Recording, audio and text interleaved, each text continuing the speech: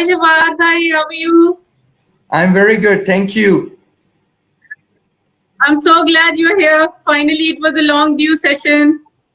Yeah, it was a long due session. I'm so sorry we have been tied up with a lot of sessions locally as well. So, but glad to catch up after a while. Same here, same here. Pleasure is all mine. So, Shafaat, as you know, that today's topic, we are going to dig into the employers' preferences during the pandemic. But before that, I would like to introduce yourself to the audience and myself to the audience.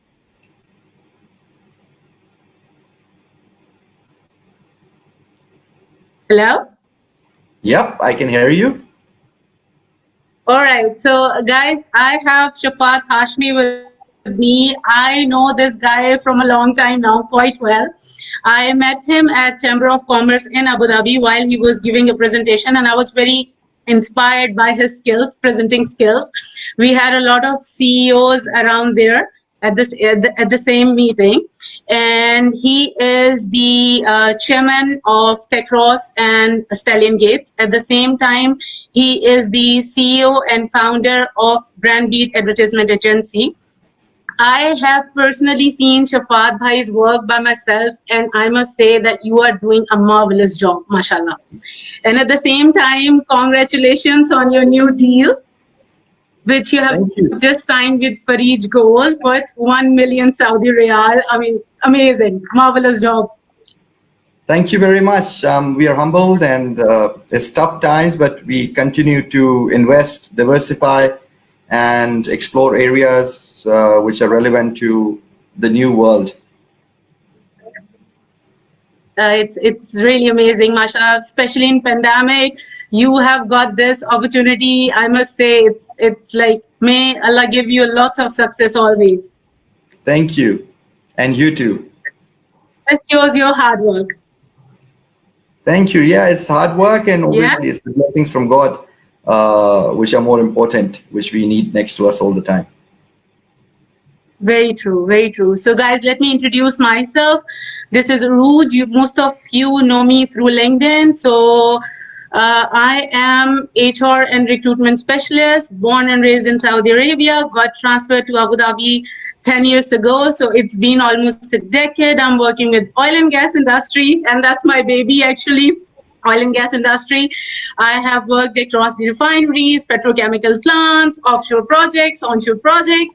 So I decided to call Shafaat Bhai and have his insight on especially what we are facing in the world right now.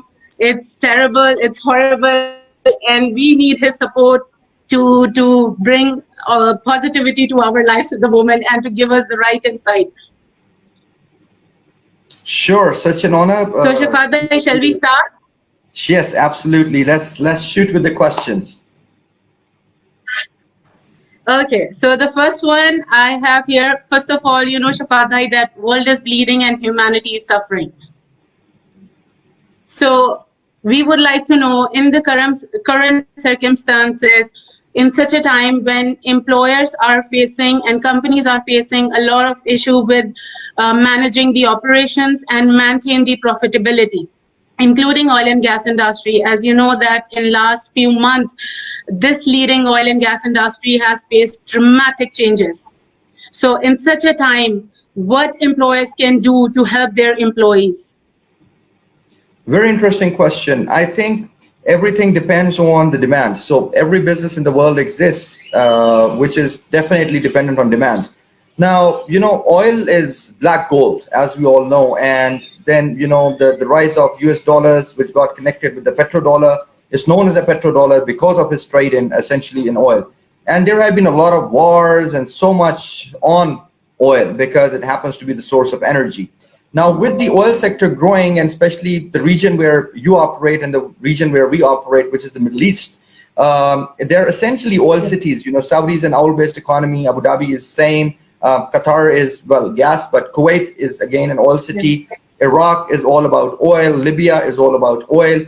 So when we look at the region, there's a lot of oil, but then at the same time, we see a lot of that in the United States as well. Russia is one of the top oil exporters too. What has happened is that because of the lockdown and because of the economic pace slowing down, what has essentially happened is that it's not only the oil which is being used for regular vehicles or regular transportation on land, but with the airline companies coming down, the jet fuel exports and the consumption of jet fuel has also gone down. So it is an overall huge hit. Furthermore, we also see that the world is changing because we are moving towards hybrid cars and electric cars. And as you know, 4 or 5 years ago, already in Dubai, we already had those areas to recharge our electric cars. So those things True. have already been deployed. Over the time, I think the demand of oil is somehow coming down, and so goes with a number of other fossil fuels in the world.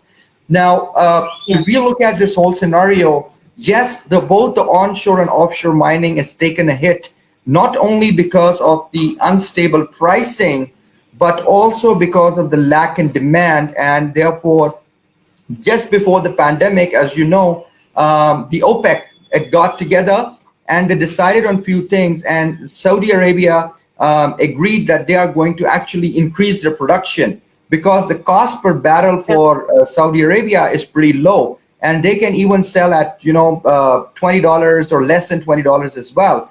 Russia took the leap as well, and Russia said, okay, I'm also going to scale up my production and match the Yeah. competition when it comes to Saudi. Now, what has happened is that both these countries have essentially increased their oil production to a very high level, and suddenly they were hit with the iceberg. So it's a typical Titanic Exactly. story. And suddenly they're True. like, oh True. God, we've got pools of oil, lakes of oil, and we don't know what to do about it. So that's an effect. Now, when with this unemployment that has come up, I think oil and gas is a specialized field. So all the way from a driller to a tool pusher to a supervisor to a rig manager to the engineers to the safety managers and to the procurement guys and the quality assurance guys. There's so many functions in oil and gas. So all those are highly skilled based jobs, and they require special certifications and special diplomas which are required. I think it is high time that since oil and gas industry has made a lot of money, I think it is time for them to pay back a little as well. So instead of all these other initiatives, which includes green initiatives and so many other initiatives, I think their first and foremost initiative should be to at least offer a 6 months or a 3 months basic salary to the employees which are there.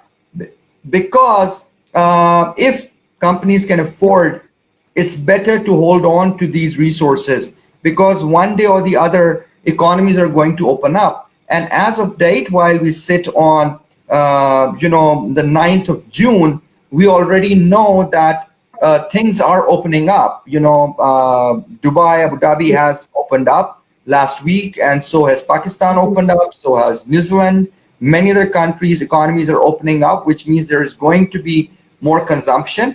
So I believe these people, they have to sort of sit back and look at it. Your third part of the question, which is what to do with the employees, I think they need support. They need job assurance. They need that they will be called back. They need to understand that the company we've been working with for the last 10 years will not essentially go for a new recruitment drive, but they will actually reach out to those who have worked with them before, and they're going to give them preference to come back, because especially a lot of these people are expats who are working in Saudi Aramco or EPCO or Enoch or all of these big firms, in the Middle East region. Yeah. So, including Yeah. British Petroleum with their presence over there as well. So, all these companies, they need to somehow, create a balance and give an assurance that, okay, we are laying you off temporarily right now. So we are just suspending you from the job. I think suspending would be the right word. But as soon as our operations restart and the economy or the market kind of comes back, immediately we're going to give you the preference and you'll be back on job. The fourth issue, which I believe we're also facing, Urooj, are the stranded expatriates in these countries, because they've lost jobs, they have rentals to pay, they have mortgages to pay, they have car loans, they have credit cards, they are in their own personal financial cycle. And furthermore, with no flights, and with no cash in hand. I wonder what the companies are doing. What is their strategy to it? So I think we can obviously elaborate with your next questions on those topics as well. Thank you so much, Shafat Bhai. And my second question goes, I have seen around this also open up to the avenues where the employers are downsizing even when not it's not necessary. I have seen this a lot, and I've been, many employees are telling me this that, they have the company is downsizing. It's not necessary, but they are doing it. So, what suggestion you want to give to such employers? I mean, before I give a suggestion to employers, I think I need to give a suggestion to employees. Now, an employee who's working at a Okay. certain functional level in the hierarchy, he or she does not have the access to the information which the C-level executive has, right? So a C-level, a top level executive or an employer is looking at the future and where his business would be or what would be their cash flow position, let's say in the next quarter or in the next 1 year or in the next 6 months, So when you're doing those kinds of forecasting models, the chief or the C-level or the board, they exactly know what's going to happen and what would be required. The problem today that we are facing globally is essentially the uncertainty. We are so uncertain, we True. don't know when it's going to end. And because of that uncertainty, employers and business owners are trying to be, more, they're having a contingency plan ahead of them. And they don't want to, because they don't know how long do they need to survive in this mode. So therefore, we can't really say that the firing has been unnecessary. It might seem unnecessary to a person who's working in the firm, but I think there are ways we can work this out. I mean, employers can work out on a renegotiated salary, for example, and still hold on to some of the key employees. But the problem is that if there is no demand and there is no work, then it Yeah. becomes very difficult for employers to hold on to them. A lot of big companies and a lot of small medium enterprises, they are literally working on a daily cash flow basis, and if not on a monthly cash flow basis, and if not on a quarterly cash flow basis. So literally most of the companies, they have a backup of not more than 1 month or 3 months when it comes to the cash flow. So the moment they see that, okay, we're not getting business and we're not even getting the payments from our existing clients, it becomes a very serious decision whether we need to retain the employees or we need to fire them or terminate them. So it's a harsh decision. And I think there is no employer in the world who wants to let go of people and their team members or colleagues with integrity, with skills, and with passion and with loyalty. Very true. Shafadai, the third question I really want to ask you is what tips you want to give to the employees because it's getting very difficult for them, especially when they're losing job. What do you think? How they can find the job again, and how they can get back to their survival mode? I mean, paying off the basic necessities and the utilities like daily to daily basis. So, what suggestion you want to give to the employees, and how they can get back to their work? I mean, to the job, of course. So first of all, we are all living in a digital world, and Yeah. there is a lot of stuff going on around us. I mean, we most of us have access to a lot of information. I mean, Yeah. we can watch Bloomberg.com, we can watch Mhm. CNN, we can watch all that's going on YouTube on multiple channels. So step one for any employee, you need to understand that if you have lost your job, is it because of the sector or the business vertical in which you're working, or is it because of the business function in a company in which you're working, or is it because of the business itself? So three things. For Mhm. example, if I look at oil and gas and I'm working in oil and gas sector, the sector as a whole is in a plunge, right? True. True. Therefore, there's nothing I can do because I'm just drowning along with the sector. But then, Exactly. let's say I am I'm an accountant, an ACCA Yeah. graduate, and I realize that I am working in a digital marketing firm, but still I have been fired.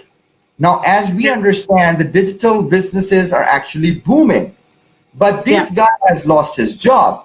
So the reason for him losing his job is not the business sector, but the automation of accounting. So that job is no more relevant because maybe his business owner has completely automated his accounting and finance function and he is not required anymore, or his skill is not required because it's automated. Now, the third Right. thing is basically, as I said, the business itself. So sometimes the business sector is growing, but the business or the company in which you're working, they have the wrong strategy, the wrong business strategy. So while the sector is going, your business is going down, which means you're just in the wrong company. You can still carry on with the same business function, the same skill set. You can still focus on the same sector, you know, Yeah. but you are in the wrong company. So for such people, it is very easy to make a switch. Now, if you belong to a sector which is going down, the Yeah. ideal thing is please acquire new skills and try to look for a new sector. You need to restart, you know. So that is my advice to the people whose business sectors or industry sectors have gone down. It is imperative for them that instead of sitting back home and regularly applying to the same sector, let's say the same oil and gas sector, the Yeah. best strategy is that you should immediately sign up with some training and coaching and skill development institutes, get some courses, acquire new skills which are relevant to a sector which is growing. So some of the sectors I can name, for example, healthcare is growing, IT services are growing, Yeah. HR management is somehow there because from the work from home things are growing. Freelance and Yeah. ELAN services are growing. So there are a lot of sectors, and I think if you do a little bit of a Google research, you can find out what are the sectors which are actually performing well amidst the pandemic. If your business function is no more relevant, like let's say if ACCA is not relevant anymore, or let's Yeah. say if regular drilling is not relevant anymore and people are looking for robotics, so I think Mm. in that case you need to definitely change your skill, and this is the high time that you need to again reset yourself. So my advice for employees or people who have lost their jobs or even fresh graduates Yeah. is that this is the time to diversify. If you don't Mm. have a permanent job, but you have a skill, you can diversify yourself. And sitting at home, instead of working 9 to 5 for one company, you could actually work for 3 or 4 companies as a self-employed person. So you could Very say, well. okay, accountant, I can Yeah. do 3 hours for you, 2 hours for you, 1 hour for you, and another 1 hour for you. And you could Yeah. still make the same salary which you were making earlier. So True. training, skill development, and trying to become self-employed, I think that's where positivity is, and this is where you need to proceed. I'm sorry for that beep. That was a sterilization program going on in UAE. So by 9:30, we all received that. I'm sorry for that. Oh, that's all good. But so, Shafat, my fourth question to you is, how critical is the role of faith at the moment? Interesting question, and I think we became friends back in the Abu Dhabi Chamber of Commerce on the same lines. Yes. Faith is the key because faith brings you hope, and all True. that we need today is hope. And whatever is happening around us essentially requires a very strong belief system. Now, Right. as much precautions as we may take, we need to understand that when we were doing a lot of our business feasibility studies and a lot of business metrics and business planning, what happens is that we always consider that okay, there are some internal environmental factors which perhaps have a more direct influence, and then there are external Yeah. environmental factors which affect your business or you as a person in an indirect way. Today, in this pandemic, what we realize is that those external environmental factors actually have a direct impact on our business, and they have a True. very heavy impact. So, with faith, because external factors are usually uncontrollable, and there is another external force on top of all these factors which can control external factors, but not True. essentially us. We can only navigate through the challenges brought to us by the external factors. So this is where faith comes, where we try to navigate, and at the same time we have hope in that entity, in that God who is bigger than all the external environmental factors, to somehow turn them into our favor. So there's a famous saying that amidst all the recession and challenges and a depression, there is still opportunity.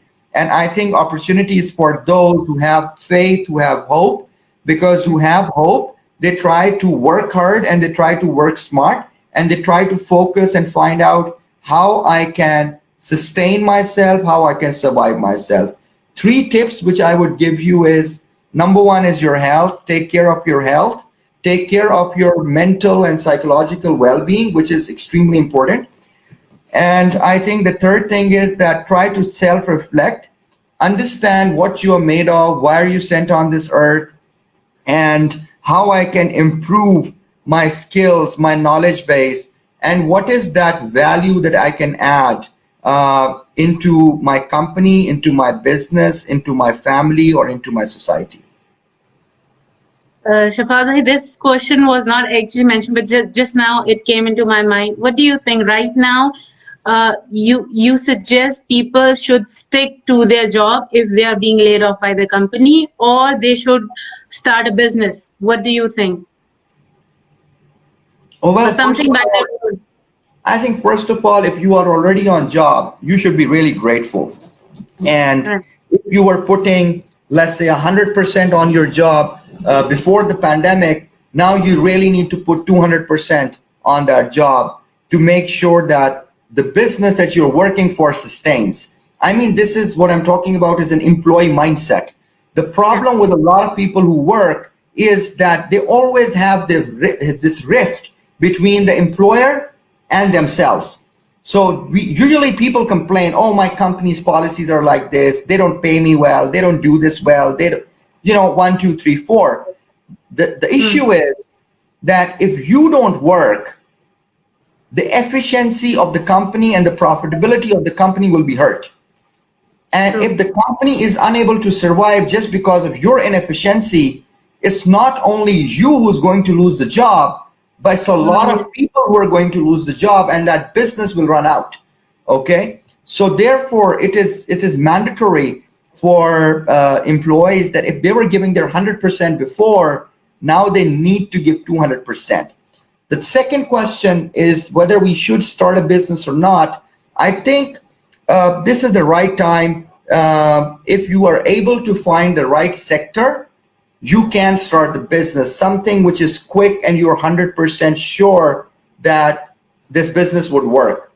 Otherwise, if you want to go into a business which does not really have a clear competitive edge, a winning, unique selling proposition, which does not deliver innovation, which doesn't solve a real serious problem, which is not digital, then I think it is too risky to go for a regular business. For example, as we know that the retail and the malls have taken a very bad hit. Yes. Hospitality and tourism has taken a very bad hit. So today if somebody comes and says, okay, I was working in the tourism industry for the last 20 years, and now I think that I can open up my own tourism company, Mm. and should I start a tourism business? I would recommend no. True. Wrong timing. This is not the time for you to start a tourism company. On the Mm. contrary, if there's somebody who is into app development or information security, or somebody who is an HR consultant like yourself, who understand HR structures, understand job descriptions, can help with OD, which is organizational development, Yeah. you are the people who are actually in high demand. So if somebody like yourself loses a job, needs to actually focus and become a consultant with the latest best practices on how to optimize your human resources, how to motivate them, how to monitor them while they're working from home, how you can advise a big corporation to understand that how many people can we move to work from home and how many people do we really need to be sitting in the office on the front line dealing with customers. And if you're a business consultant, you can even find out how you can still improve lead generation and customer services or customer support with a WFH environment, and what kind of resources you need to give. Because remember, I mean, you're in the HR business. We give a lot of perks to our employees, like travel expenses. Yes, Part of the, I mean, there's a basic salary, and there's a housing allowance, and then there's travel exactly. allowance. So now, since people are moving to their homes and working from home, so yes, we can negotiate for the travel allowance. We can negotiate on a number of things. And instead Yeah, of that, they give them a digital allowance, yeah, which is provide them with the internet and provide them with a computer system from which they can operate from home and have all of that insured as well. So I think this is where things need to go ahead. I think we need to motivate our employees that if they lose their life due to COVID-19, companies can actually sign up certain insurance products that if somebody loses their loved one, their wife, or one of their child or themselves because of COVID-19, companies should back them up and should take care at least of the children's education or the children's health, or should give some kind of a gratuity which could be paid over the time, or create some kind of a pension fund which could be paid to the employees to help support their employees and give them that level of security and comfort, and which can result in greater efficiency. do you think, Shafat bhai, that work from home is a better option than work from the office? Again, I think it completely depends on the kind of job you're doing. So I mean, if you're working on a machine as a laborer on a factory, or let's say if you're a driller or a tool pusher, you got to be on site. You just can't do it at For home. sure, yeah. So, but Yeah, however, let's say you have a supervisor there. Now, a person who's a supervisor, remember, he also gives a lot of on-site support. You have a lot of systems, and you yeah, have a lot of emergencies which pop up every second moment. And this is the yeah. purpose of the supervisor, to make sure that all the safety standards are taken care of. But then Mm. there are other people which can also look at the productivity and few things which can be remotely monitored, especially when it comes to the oil and gas sector where you operate. So few things can obviously be monitored online. And those people who are monitoring it online doesn't necessarily have to go to the head office on a daily basis, but they can sit at home. And at the same time, there are a lot of standard operating procedures and health and safety revisions that could be taken place on a strategy level to make sure they're implemented at the rig and the business can go as usual. So services businesses can definitely move majority of their business from work from home, but manufacturing sectors, it becomes slightly difficult to move it to WFH. So what's going to happen, in my humble opinion, that over the time people are going to move towards robotics, and a lot of these jobs will actually be will not be there anymore, and where we require labor or blue collar workers to do a lot of stuff. I think a lot of that will be completely automated, and therefore this segment of our society definitely needs to level up their game and keep themselves informed with the pulse of the market, that what are the jobs of the future. Awesome. Thank you, Shafat bhai. So my last question, in your opinion, how long you think it's going to take for the market and the business to get back in GCC so we all can celebrate once again the good times that were once there in 2019? Yeah, well, So, I think it's very uncertain, and uh, we can't really do guesswork here. The governments do not want to take the blame that people have lost money or lost their businesses because they have been autocratic in imposing a lockdown or a curfew. So, for the health and safety of their nation or their nationals or residents, they have taken precautionary measures. They have provided health care. They have provided the standard operating procedures or the best practices to the yeah, nation. And that's pretty much all they can do, because, people generally react to different strategies of the government or policies of the government in different ways. Just like a company, in a Yeah. company, you change a policy, and some people are for it, and some people are against it. So those who are against, they sometimes create a very bad culture because they do not work or they can create a protest. And governments, to avoid any protest or any civil war or civil uprising kind of a situation, so Yeah. they do not want to impose a lockdown.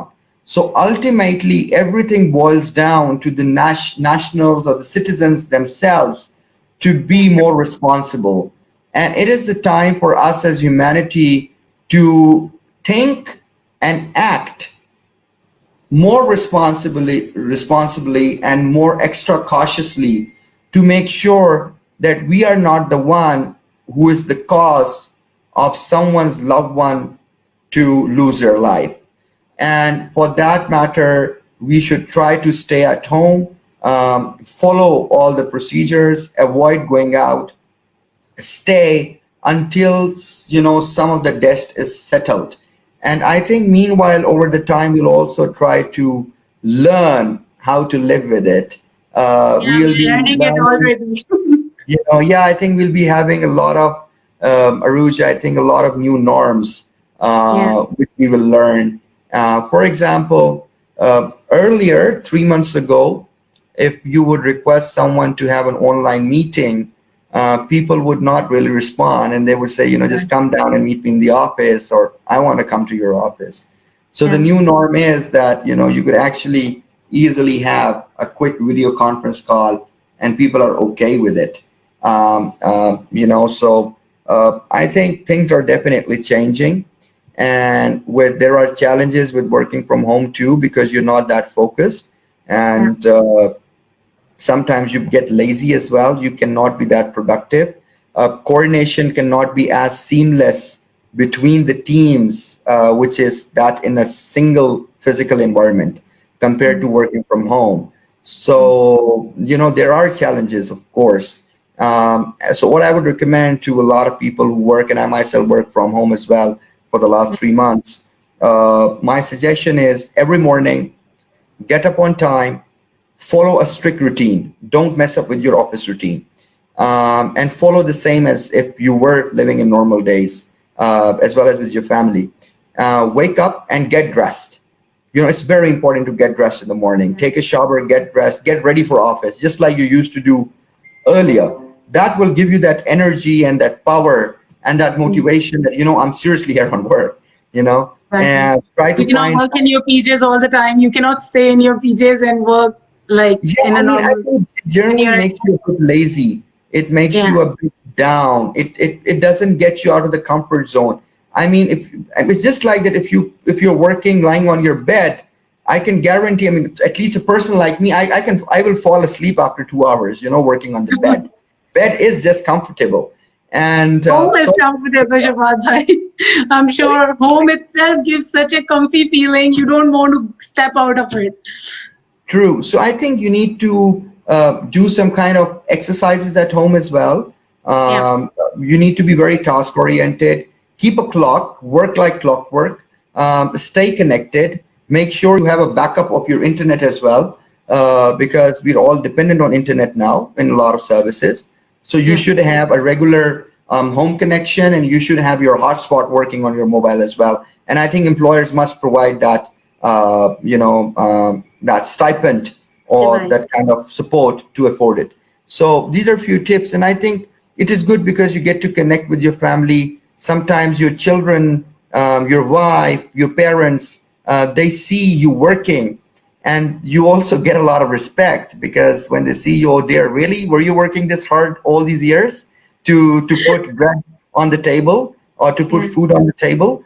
So, and furthermore, I think it's also great because your children, if you're a family man or a woman, your children learn a lot because when they True. see you working, they're curious. They're saying, okay, so Dad, what are you doing?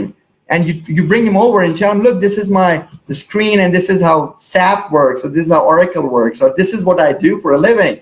And children will, perhaps this generation can actually learn a lot if the True. parents can actually put them next to themselves, and these children can understand how my father conducts or my mother conducts an online meeting, or how they negotiate, or how they do sales, or how to do customer services. So I think this generation is going to be much more faster compared to the previous Us. generations, because of the experience they will have. Uh, so that's my take on it.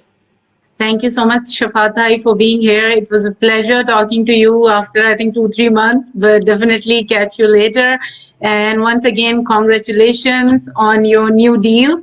I'm Thank you. personally very happy because it's very good to see people, getting these deals, especially at this time. It's mind blowing, I must Yeah, say. it is difficult to sustain business. And Rouge, I must say, and to the audience as well, I've known Rouge for a while. She is an extremely professional woman, and she has done great because she has worked with SPI for a very long time. And before that, she has worked with a lot of with oil and gas sector, especially in the recruitment sector. Very well connected, and she has excellent following on LinkedIn. And furthermore, if you're looking for a good resource, she is a great headhunter. She can get you very good resources. And Thank you. furthermore, even if you're looking for some advisory on OD, on HR, I think Aruj can help you do a lot of stuff, including writing job descriptions and working with your OD stuff. And Aruj, I'm truly grateful. I've seen you grow. We've known each other for a very long time now, and Shafatai. you have been visiting our hotels in Dubai, and we have had so many dinners and coffees and some very Yes, good Nihal and experiences. others. Yeah, it was amazing. I So really miss our gatherings seriously and our discussions, long discussions on, coffee and guitar sessions. I remember our guitar sessions as well. Yeah. so I think you've been a I great hope to friend, see you very soon and in Dubai. I wish you all the best. Thank you very much, and thanks for bringing me on your show. Such an honor, such a privilege Thank you, to. Shweta. My pleasure is all mine. Thanks very much. All right. Stay blessed, Shafadai. Thank you Bye so bye. much. Take care. Cheers. Bye. Bye bye. Thank you.